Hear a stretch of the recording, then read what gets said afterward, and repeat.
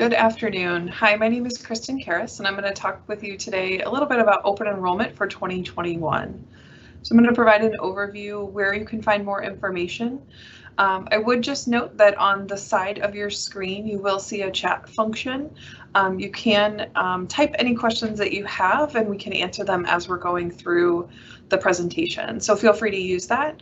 And then I'll also provide other ways to get in touch with us after if you have additional questions. So feel free to reach out. So as you're aware, we have a lot of exciting changes coming for this year. And so one of the things that we sat down and looked at was really what is our focus for benefits. And so we really wanted to keep the focus on employees and also their families. So we want you to be able to make the best decision for you and also your family. So we really took into account the value and the cost that you're paying, as well as being able to provide choice. And the biggest piece that we found was that we really want to be able to convey the information to you and educate.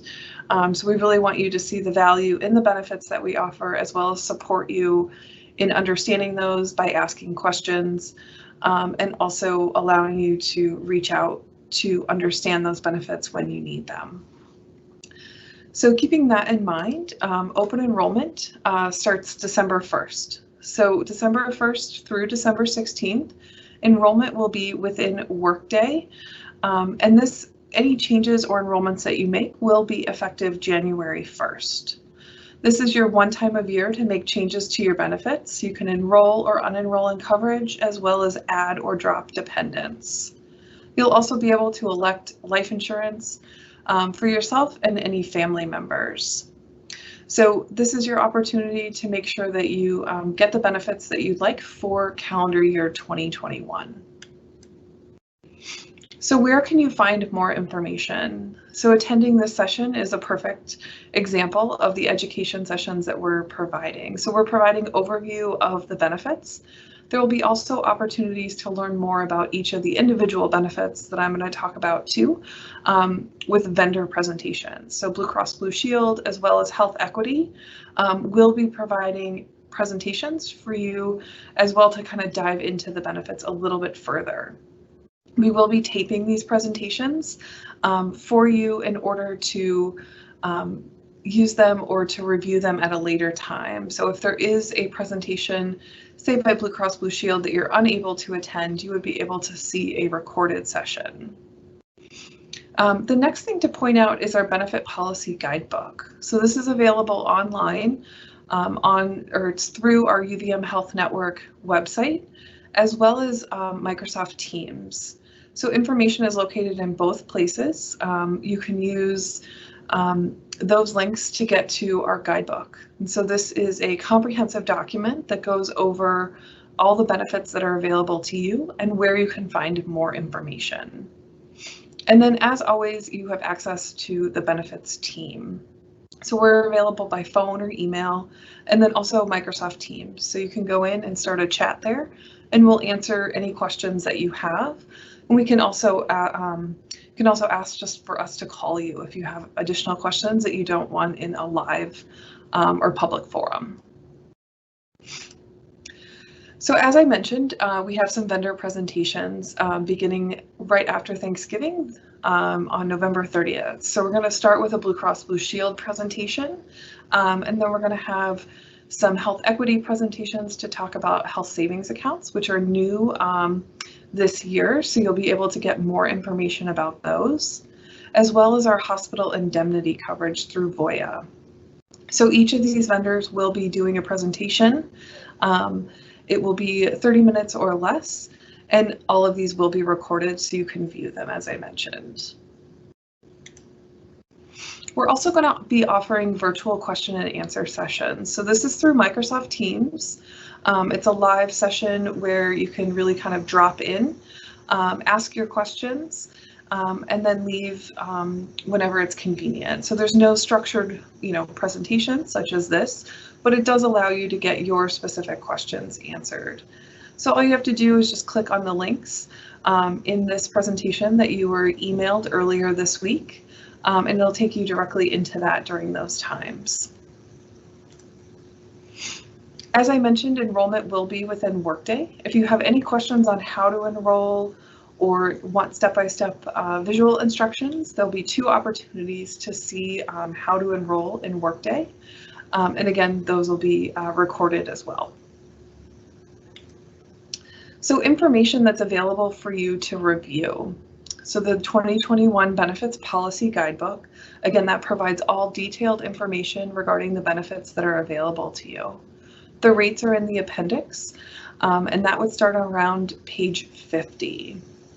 So this really will provide you information on medical, dental, vision, as well as our voluntary benefits like hospital indemnity or identity theft protection. This also provides you information on what happens to your benefits when you leave or retire, as well as other pertinent information around benefits. So since that is a comprehensive document, we did put together an open enrollment highlights. So this is really a 1-page document to just talk about the new or changed benefits for 2021. So it's important just to kind of look at that, and then you can use the guidebook to kind of further educate and learn about those benefits. And then before enrolling, there is an enrollment checklist. So this is a really good thing to kind of look at to make sure that you're taking advantage of all the benefits that you would like to, and make sure that you don't miss any of those to review and understand. This will also help you streamline your enrollment when you do go into Workday to enroll. And these are all located on the website or within Microsoft Teams, and I'll show you that at the end of this presentation. So what's not changing in 2021? So your life insurance, disability coverage, and then any retirement plans, and that would include both your contributions and also UVM Health Network contributions, and then your time off. So all of those things will stay the same for 2021. So what is new in 2021? So we're going to be offering 4 medical plans, 2 traditional plans, and those 2 traditional plans exist today at UVM Medical Center. There'll be 2 new plans at UVM Medical Center, and then the new plans for Porter as well, high deductible health plans with a health savings account. And so a health savings account allows you to save for any health expenses that you have on a pre-tax basis. And we'll talk about that in a little bit, but those are new offerings for us. There'll be 2 dental plans, as well as 2 vision plans, a limited purpose FSA, and we'll talk about what that is, as well as that hospital indemnity. And one of the things that we've heard really good feedback on so far is the option for pet insurance through Nationwide. So we're going to talk about each of these, but just to kind of give you a high-level overview. So medical coverage is really specific to the person and the family that is picking the insurance. So everybody utilizes healthcare in a different way, as well as how they want to spend their healthcare dollars. So looking at the 2 traditional plans, which are on the left side of the screen, are the 250 and 400 plans. So these plans will take a copay when you go to visit the doctor. They do have deductibles and co-insurance for inpatient stays and also scans. You're going to pay the most in premiums for these plans, but you're going to pay less when you utilize care. So when you go to the doctor, for instance. And then under the high deductible plans, you're going to pay less in premiums, but you're going to pay more when you go to utilize care. And we'll talk about that in a little bit. One thing to point out here is the out-of-pocket maximum. So if you were to have, a kind of an unplanned event or healthcare need, what would be the most that you would be responsible for out of pocket? So this number is the out-of-pocket maximum, does not include premiums or what you pay out of your paycheck, but it does include the most that you could be responsible for within a calendar year. So it is an important number to look at. So looking at these plan designs a little bit further, you'll see we have the 250 and 400 plan, as well as the 1500 and 3000 at the top here. And so a couple of things to note are the things that are the same regardless of the plan that you're enrolled in. So under the all of the plans, you'll have access to National Blue Cross Blue Shield providers. any of the plans as well, you will also save money if you use UVM Health Network providers. Then you'll save a little bit of money if you use, National Blue Cross Blue Shield providers, or non-participating providers or out-of-network is where you'll pay the most for your care. So under the traditional plans, there's a $250 and $400. Those have embedded deductibles. So an embedded deductible is really when one person can meet a portion of the deductible and then the insurance kicks in. Under an aggregate deductible, one person or a couple of people would have to meet the deductible, so the full deductible would have to be met before insurance would kick in. So under the $1,500 plan, if you have family coverage, one person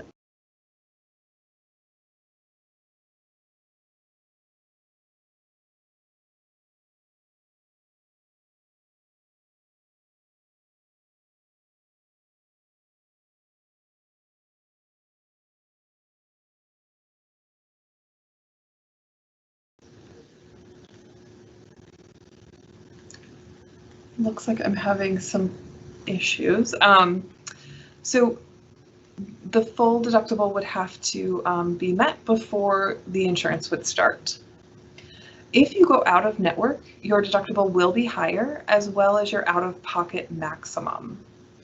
So it is important to note that you would either want to use a UVM Health Network provider or a National Blue Cross Blue Shield provider. When you go to utilize care under the traditional plans, you'll see that you pay an office visit copay for either a PCP or a specialist visit, and then you'd pay coinsurance for any inpatient or scans. Now, the difference noted with the scans around the 5 or 10% under the traditional plans just indicates that you will save money. 5% if you use a UVM Health Network provider, or 10% if you use a Blue Cross Blue Shield provider. So it's important to note the difference there. And same is true under the high deductible. You'll pay 10% with a UVM Health Network provider or 20% with anyone else. And again, that's after the deductible is met. So under a traditional plan, you're eligible for a general purpose FSA. You're not eligible for a health savings account or a limited purpose FSA. Under the high deductible plans, you do get a health savings account that is started for you, and UVM Health Network will provide funding to that account for you. So this is provided based on the coverage that you have and the enrollment. That is given to you 4 times a year to total the amounts noted. So when is a high deductible plan a good option? So it's a good option if you're a low utilizer of the health plan, or you are able to pay your deductible within 30 days of receiving an unexpected expense. It might not be a good option for people if you have someone, either yourself or someone on your plan who is a high utilizer of health insurance, or you're on an expensive medication or have surgery planned. There's also the point of some people would rather pay more in fixed costs, so they'd rather pay more in premiums, or know that when they go to the doctor, they're only going to pay a copay. That's perfectly fine. You have the consistency of what you're paying out of pocket, and that is a high deductible plan in that case would not be a great option for you. I think one thing to consider under a high deductible plan is really what is your risk tolerance. So again, would you rather pay more in premiums, or would you pay less in premiums, but then if you have an expense, because not all healthcare is planned for, if you had an expense, how would you go about paying for that? On the website, and then also within Microsoft Teams, there is a document around choosing a health plan. So it kind of goes over this a little bit. You will have to look back at your own healthcare needs and your own healthcare expenses to be able to identify what would be a good option and how would that look under the other plans. So as I mentioned, Blue Cross Blue Shield is providing 4 presentations So one of those, the first one will be on November 30th, and they'll talk about the plan designs with the high deductible as well as the traditional plans and how to get more information within their member resource center. So I encourage you, if you're interested, to really attend these because it will be helpful to really kind of dig into those plans.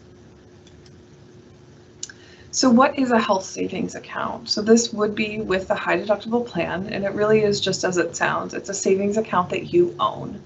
So what happens is you take money out of your check on a pre-tax basis, and it goes into the savings account. You own the account. It's very similar to a 401k or 403b, and it allows you to use money towards your health expenses. So once the money is in your account, you always own that. You don't have to use it or spend it by the end of the calendar year. If you leave employment or unenroll in a high deductible plan in the future or retire, that money is always yours. As long as you're in a high deductible plan, you can make contributions to the plan. If you unenroll in a high deductible, you still get to keep the account, but you can't make contributions to it. And then once your balance reaches a certain amount, you're able to invest those funds similar to a 401k or 403b.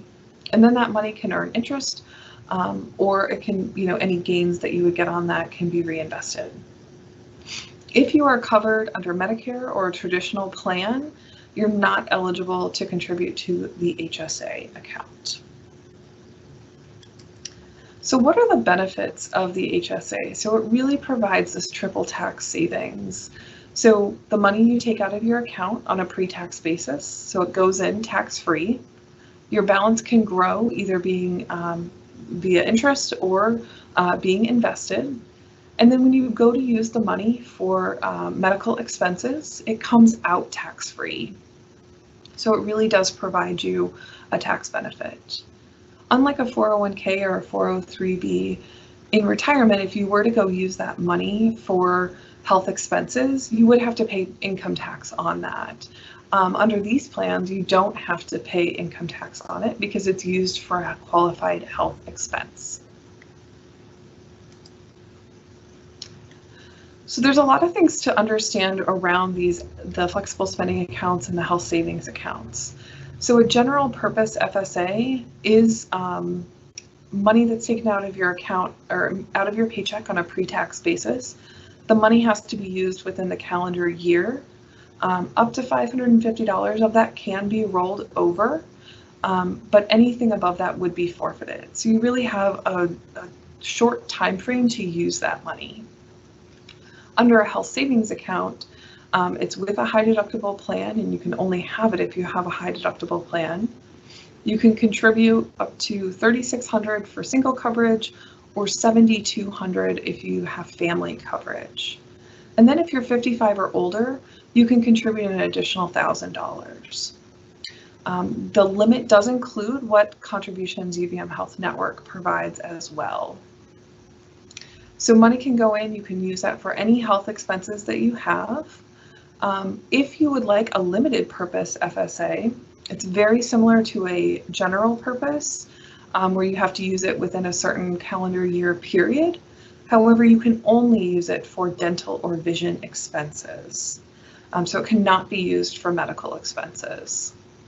Again, if you have money left at the end of the year, that can carry forward. But if you have anything above $550, that would be forfeited.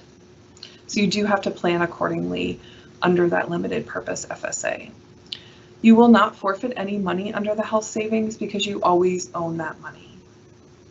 The dependent care FSA is not tied to any health plans as it's for child care or elder care services. So it's just on here as another way to save tax money on those expenses, but is not tied to any of the health plans.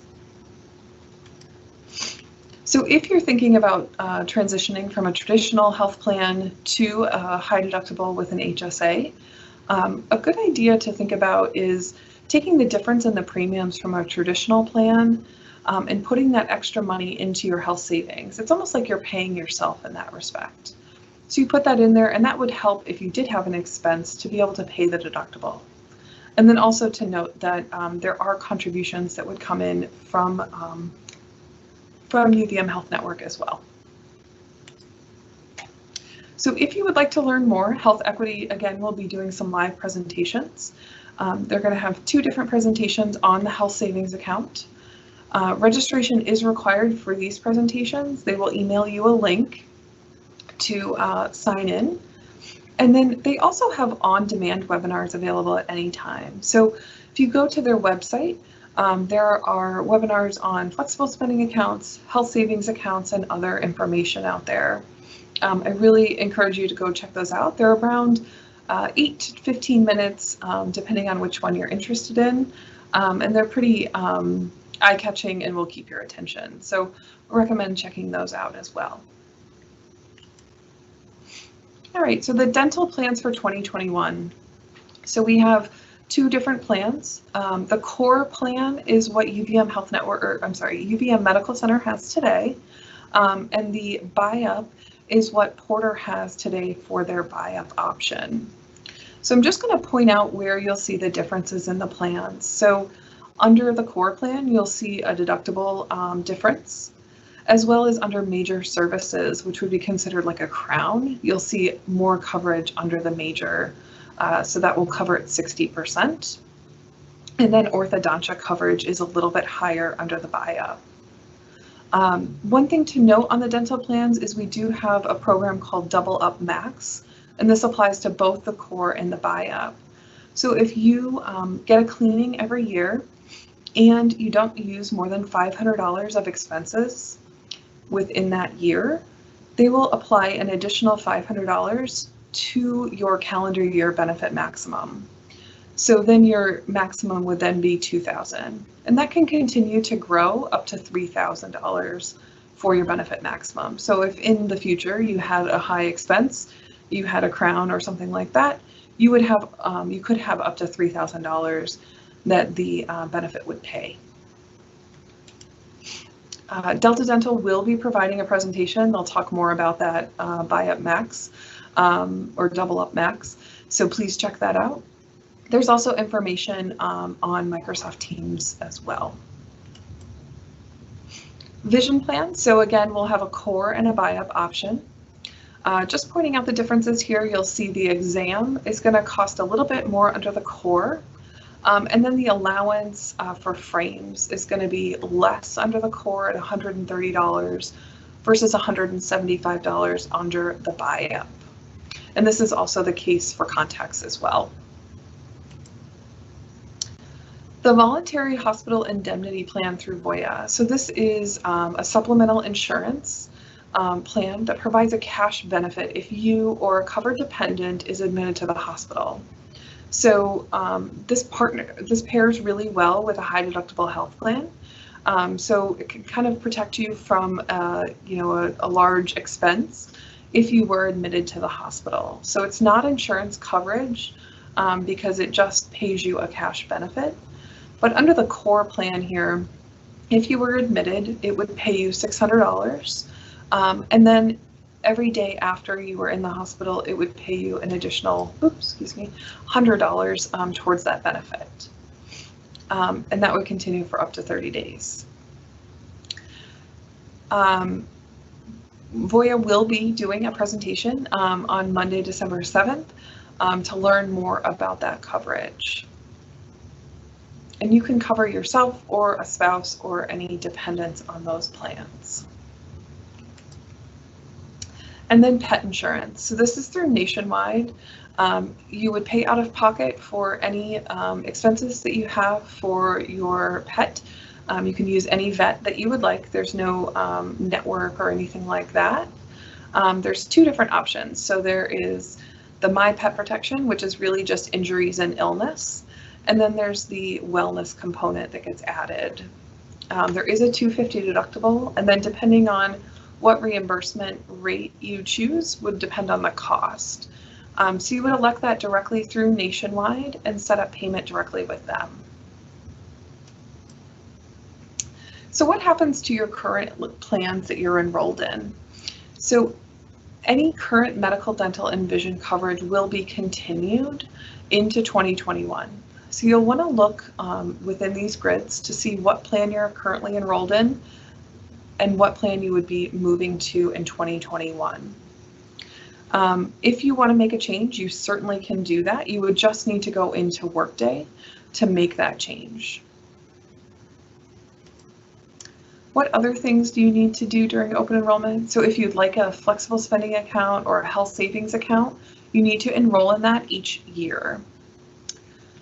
Those HSA contributions can be changed at any time, and flexible spending accounts are set for the year unless you have a qualifying event. Your life and disability does roll over from year to year, but you can elect additional coverage during open enrollment. Your retirement contributions can be changed at any time during the year. You don't have to wait just for open enrollment. And then if you do want to sell or cash in any time, you will have to take action on that during open enrollment. All right, so helpful information. So again, December 1st through December 16th, coverage becomes effective January 1st. So there is a link here to our website as well as Microsoft Teams, and then also our contact information. So our email address and our phone number, and then Workday to enroll in your benefits. So I'm going to move over to just show you the website. Hold on one second. Technology.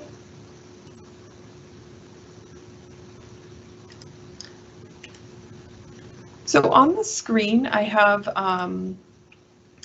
the open enrollment web page. So on this screen, you'll see the information for open enrollment. If you go to the uvmhealth.org, and then there's a piece at the top that says for network employees, you'll be able to navigate towards open enrollment. So information is out here, talks about how to enroll, things to remember, and then also that full schedule of events that you can join in with our vendors. And then depending on which organization, you can click and all of that information will be here. So the presentation I went over today is out here, as well as the highlights document, the guidebook, and then that document around choosing a health plan. If you're interested in kind of thinking about how you use your healthcare or use your healthcare dollars, this is really helpful to kind of think about if you were interested in the high deductible plans. It doesn't look like we have any questions so far, so at this point I will just appreciate you guys joining us today. And one last thing just to point out at the bottom is our contact information again. So appreciate you joining today. If you have any questions, certainly feel free to reach out to us. Otherwise, have a good day and a great weekend. Thank you so much.